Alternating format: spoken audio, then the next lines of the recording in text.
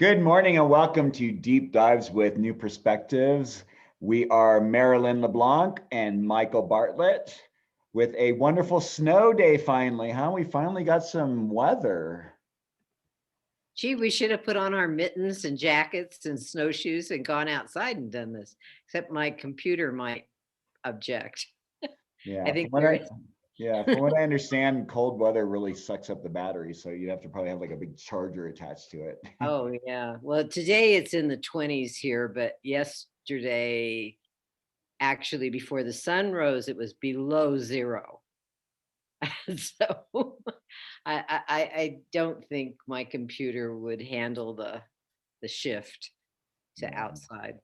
It's funny to be, and we're actually in the 20s, relatively warm compared to most of the country right now. You see this big old dip that goes right into the middle, all the way down to Texas. I mean, actually, Texas has been colder than us the last few days, which is Right, right. amazing to consider. So Ooh, strange and shocking structures. Like, what could that be about? I wonder what kind of energy is coming around. Oh, I think that's what we want to talk about today. Those planets, Saturn, the structure guy, the big boss who says this is the way things need to be, and you'd better keep them that way, or you better put them that way. And then, and then Uranus who says, yeah, Makes finger motions that we aren't going to show on YouTube. I wanted to do a gesture with my fingers, but I Right. won't. I think it's called the single finger salute or something like that. I think it's referred to. I think so. That's People really Uranus, yes. and it is a salute, right? I mean, that's part of Uranus's charge, right? It's giving that thumbs up. I mean, before we had the finger, we had the thumb, right? It's like the thumbs up. The Italians are like, you know, go on with you. It's this thing of like, like to do something different, to shock, to change, to innovate. And that's not really what Saturn's about, though, right? Right. Well, Uranus did that to all of his children. He did it to Saturn in the Greek mythology, and the thing is, he got a thumbs up with what his son did to him with giving birth to Venus Aphrodite, but he couldn't do that anymore. No more offspring to reject or accept. The slice. Oh boy, the benefits of video over Right, it's audio. things that we can kind of show in ways that we wouldn't really be able to say. You don't want to be too graphic here. No, we really don't. But it is really this very interesting dynamic, these two planets. I mean, first of all, of course, Saturn is the traditional ruler of Aquarius. We've been speaking of Aquarius the last few episodes. Uranus is the modern ruler of Aquarius. They're father and son, and yet there's a way in which they kind of switch roles. I mean, it's interesting because Uranus, who's considered to be, he's kind of like the god of astrology in a sense, right? It's the ruler of archetypes. So these understandings we have of these amazing insights that synthesize great ideas down into one, maybe a few words. That's what archetypes basically are, is how I see them, as these great understandings into some sort of a simplification. And Uranus is really great at that. Saturn has to do with all that structure, that which came before, the I won't change. And, it's interesting because we kind of saw that this week with our political system, right? We have one part of our political system that says we are not going to change, even though we know this isn't right, even though those Uranian events that have occurred aren't right, we're not going to take our leader down. Yeah, but unfortunately, he's already been taken down by the voters. That's the kind of this last quarter square that is going on right now and coming to its exactness. This, what is it, Thursday, the 17th. And there'll be, because of their retrograde activity later, they'll be coming into an exact, last quarter square 3 times this Thursday and 2 more times. The last one is in December. So this year, this kind of energy is with us pretty much throughout 2021. But yeah, the voters said to Trump, "You're out," and somehow or other, the Republican Party can't accept that. They are so stuck in a tradition. This is like Saturn in a way to me. It's like, but the populace, the people at large who in some ways want to be independent and free and whatnot are saying, no, we don't need that kind of structure anymore. Thank you very much.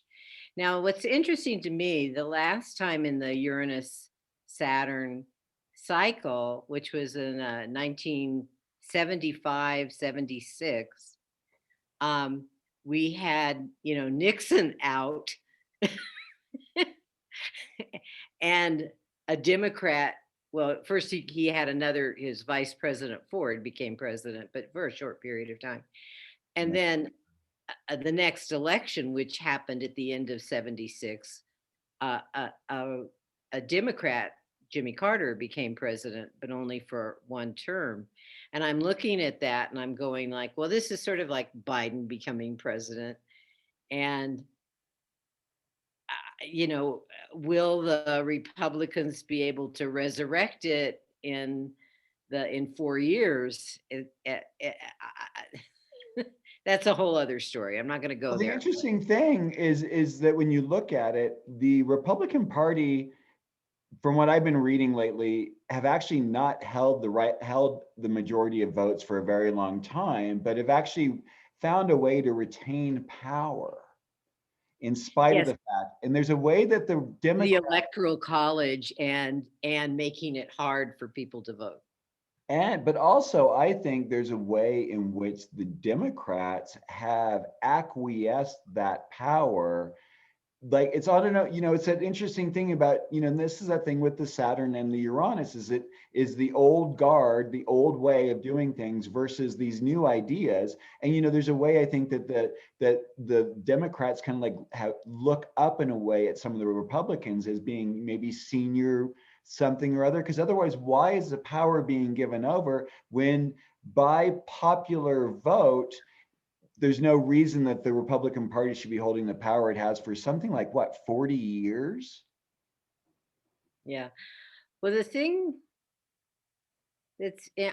what you made me think about in terms of the Saturn Uranus, and I'm not suggesting that the Democrats are necessarily Uranian all that much Right.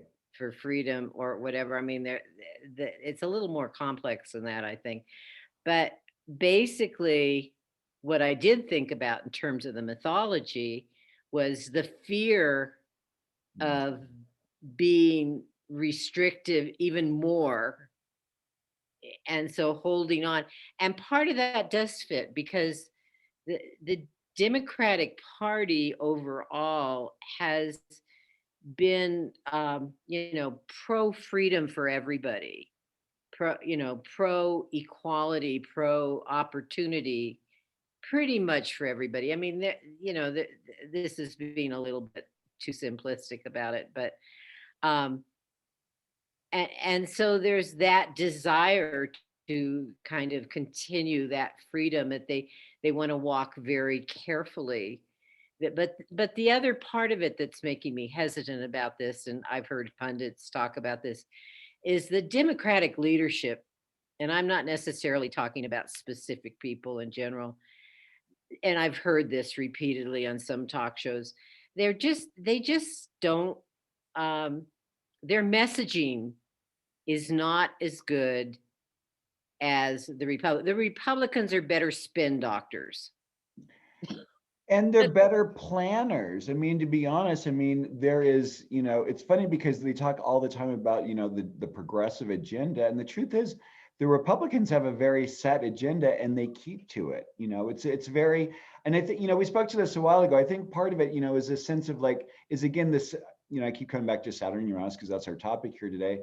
But I think the Republican Party has a very simple, like 2, 3, 4 part message about what it's doing. It's basically, we don't want change. We're going to make sure that you don't have to worry about anyone coming up and taking anything from you, whatever. And then here's the Uranian energy going around. It's like, wait a minute, this isn't working.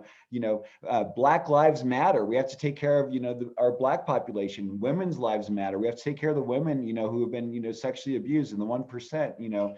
I mean the Me Too movement, the 1%, all that is like, how do we, like you said, speak to the fact of taking care of everyone? And to be honest, I think it's time maybe there's a way finally for a third party or fourth party or fifth party to finally start coming in, because this polarization is getting a little sad and pathetic, I think. Well, and you know what we might possibly see on that regard is I believe Trump is forming another party.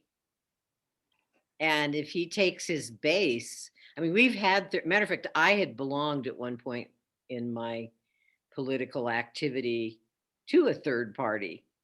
And back in the 2000 election, I rejoined the one that I was in my youth, only to vote in the primaries. What we're seeing also, though, is a rise of independents. I didn't realize that there were several independents besides Bernie Sanders in the Senate. And here's Uranus, right? Here, Yeah. the independence giving voice to that which isn't getting represented. We think about, but what Saturn and Uranus both have in common is they both ate their offspring. They both were unwilling to allow their self-expression to move forward. And, that, to be honest, is kind of funny, because we're going to talk later on, about kind of the progressive or developmental aspects of the different signs. That seems so, scorpionic in a way, right? Holding and holding and holding. But the truth is, Aquarius is a fixed sign. And there's a way that Aquarius will like hold on to its ideas until it kind of has to get slapped upside the head or be woken up to the fact that there's something more. I wrote in my blog the other day, the important thing for Aquarius is like, step out of your ivory tower, go out there and walk amongst the people and see that you're human. Well, and that's what our politicians need to do right now. That's what, there's this interesting thing, like where there's this idealization of, politicians or movie stars or rock stars or whatever. But the truth is, we're all stars, and we need to find ways to honor and respect that in a way that doesn't take away from anyone else or harm anyone else. So what you're talking about too, though, brings up the thing about Saturn is Saturn is related to another sign, the sign before Aquarius, Capricorn, which is a cardinal energy, which has to do with taking action. And the symbol on your necklace, a little pendant there with Saturn. Okay. Capricorn. Yeah, well, yes. And you have a lot of Capricorn energy in your chart. But yeah, there's this, what it brings up for me with Saturn and Capricorn is that Saturn does learn about karma through the repeating an act that is similar to his father's act.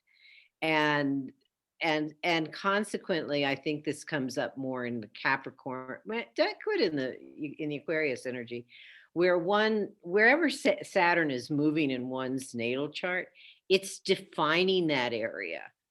And so I think that one should ask the question is, Saturn, say Saturn right now is in my 5th house. So are my 5th house activities, which have to do with creative expression and fun and play and working on things that are originating from me, are those things pretty similar to how they've been in the past? And how they were in the past has been, I'm saying, asking the question, how productive was that? If it was super productive, keep doing it. You're using that Saturn energy to move forward, but not necessarily. I mean, you'd have to kind of define productivity. How beneficial is it? Is it stagnant? Is it bringing me what I want, or is it keeping me in a stuck place, etc.? But now, if it is keeping you in a stuck place and it is stagnant, you need to initiate something different. That's a great time, right? Yeah. My question is like, how's that working for you?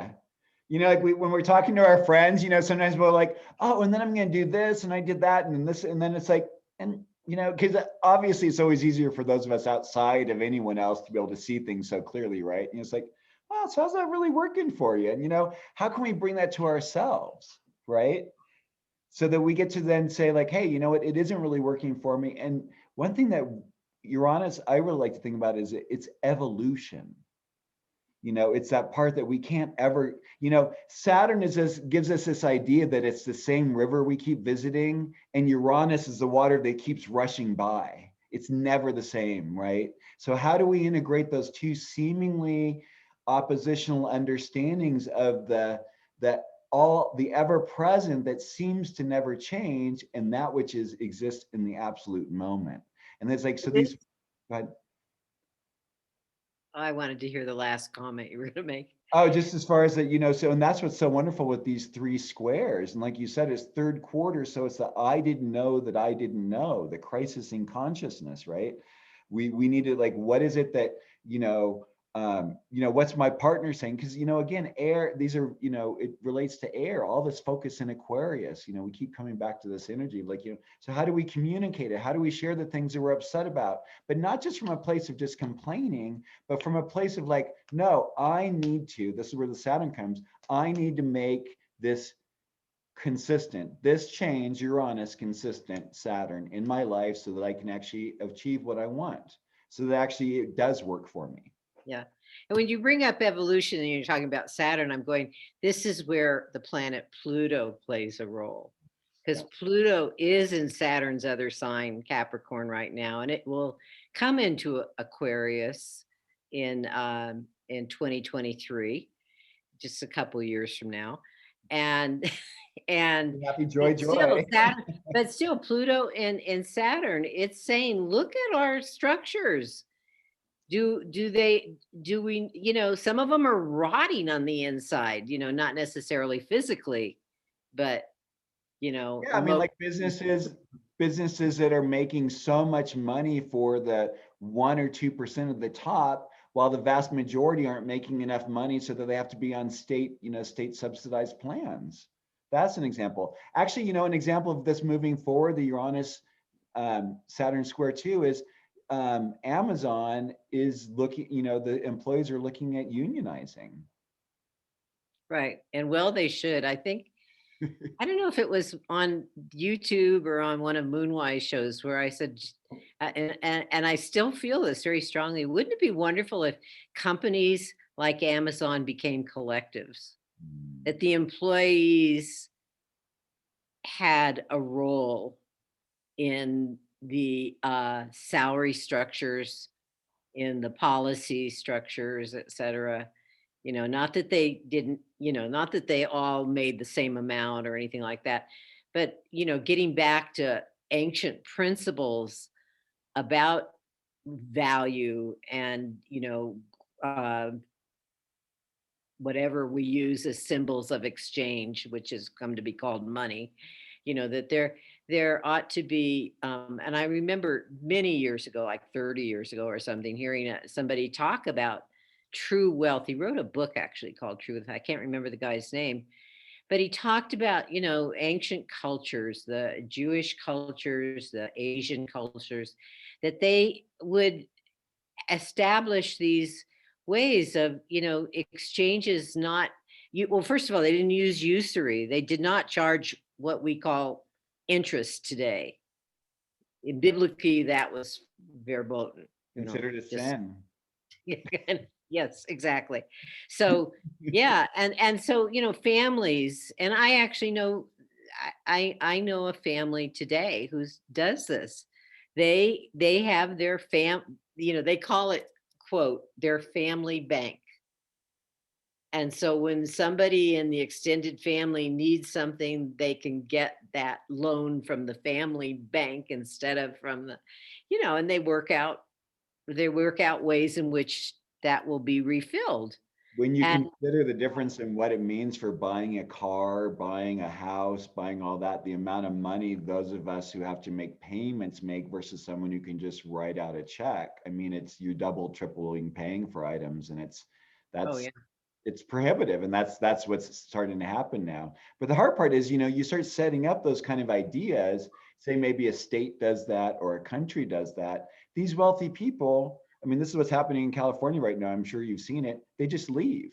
we're not, they don't want to be present for what they consider to be prohibitive taxation when they can Right. go right next door and not have to pay any of that. But, at a certain Yeah. point, And then these states, welcome them and give them all these tax cuts. So people think, oh, it's so great. This big corporation, there's going to be all these jobs. Yes, but the state isn't going to get any revenue from those things in terms of maintaining a certain healthy economy and maintaining services, such as healthcare for most people, if not everyone, ideally everyone, and schools, so yeah, we've gotten at a place, and what's that concept they call jubilee? Every 100 years or 50 years, I forget the duration. Um, all debts are forgiven. mm, We've gotten so far away from that, and that's where we're at today, where some drastic measures are probably needed. and I'm waiting to see, there've been all these hackers that are doing all these things. Why hasn't anyone hacked into these systems and simply written off the mortgages, written off the student loans, written off the credit card debts? I mean, Well, I think they're caught up in the money game. That's my thing. And then just caught up in working havoc. They're not, these are like rebels without a cause, to go back to I a wonder, like, with the Saturn Uranus square, because, truth is, there's a little bit of there can be a little bit of a Robin Hood energy, right? Uranus is coming over there from Taurus saying, hey, you know what? I don't really have enough. Why don't I go over here to this? You have billions and billions of dollars. Why don't I just take a few million from you? You won't even notice it. I was talking to a close person in my life who has a the FBI shows up at your door, Michael. I have a pretty close person in my life who has a significant, is very, very, very comfortable. And I was reading a thing about, billionaires, and it said something, like, we have to understand that, for those of us who go out for dinner and have, spend like $50, $100, that money in equivalent is someone going out who has that kind of money and going out and buying a Lamborghini or a Maybach at $500,000. And when you think about that, those individuals who have that kind of money could make and help other people make a difference in their lives, like, for them, considering that would be like a micro loan, like what you said, acting as a bank. The hard part for it, like at least with this individual I'm speaking to, if you live in a country that makes it prohibitive to help support people like that, where they consider that you're actually giving it to people, and that for creates another taxation weird thing. It's like, it's odd. I mean, I think what we're speaking to here is that, our systems need to start changing. I mean, that's what we This hope. is Saturn Uranus saying, reform the structure. Some things need to go completely, new things need to emerge. And we're seeing some of that. We're definitely seeing some of that. Probably not enough. I mean, because we're being challenged not only financially, but physically, health Yeah, I wise. mean, so many individuals right now not only aren't getting any sort of unemployment benefit, but are getting notifications from the state that they owe them money back. I mean, it's like it's being kicked when you're down. It's and there's not yeah, something's going to have to change. So I'm hopeful. I mean, the funny thing though is, I don't know about for you, but whenever these astrological events happen, people are like, oh, this is going to happen, that's going to happen. And I think we always have to understand that regardless of what happens, there's always a percentage that kind of remains fairly unchanged. And that's what is really kind of very expressed in this sort of aspect. I mean, like, it just, there's a thing that will persist. It's Saturn. I don't know about you. Tom Brady always told me when it came to planets in relationship to one another that, usually the slowest moving planet is the one that is exerting more of the pressure because it is so strong in its forcefulness. But Oh yeah, it's the manifesting agent. You get this from the moon cycles. It's the sun. The sun is basically the all-encompassing creative energy that feeds everything.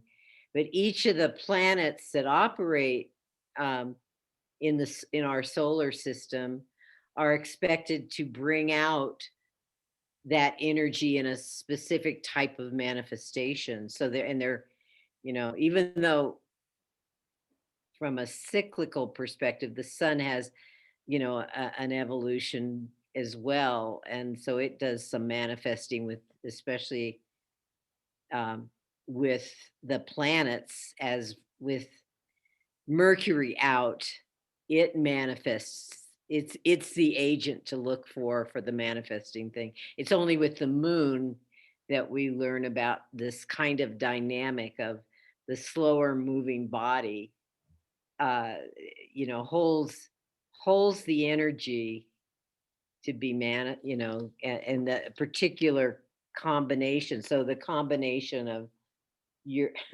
Saturn and Uranus, it's like Saturn is the faster moving body. Uranus is the slow. So Uranus holds the energy. So it wants the Saturnian energy to change the structures. But what Uranus my can point say, was, it's, we're here for major change, and if that means destruction, you destruct Saturn. You know how to do that. And I use this example because I talked about Saturn and Uranus last Saturday on Moonwise, and the cycle when those two planets are together in their new phase was back in 1988, and it, and it was 1989, I believe, that the Berlin Wall crumbled. Now, Neptune was hanging around those two, and Neptune and Saturn came together. So Neptune played a part of the role of helping the crumbling. But in fact, in that new phase, that was one of the structures that symbolized the actually a political structure, East Berlin versus West Berlin, ending and the coming together of these two. So there's an example of, Neptune and Uranus are all about getting rid of structures that are no longer needed. right. And And they do it in different we might ways. see our southern wall start to be removed maybe over this Well, next. yeah, it's not being continued. That was one of the first Definitely things not being Biden continued. stopped. Thank goodness. What a waste of money. I mean, especially this day, as some people pointed out, and they do use them in some areas. I mean, if you want to see, who's crossing and what's going on, use drones. We've got this technology now that I wonder if it'll be able to be maintained, but that's a whole other topic. But why are we wasting money? I mean, in the end, that's way more money that could be used to, we give aids to some of the countries that these people have been fleeing, that we could maybe help those countries in a way that would help people stay there. I know people who've immigrated here, and one of the things, I remember a conversation that said, we're not the answer. People come here, for the most part, not all immigrants, but they come here because the conditions where they were living are so unbearable. Huh. And Like our for ancestors, maybe?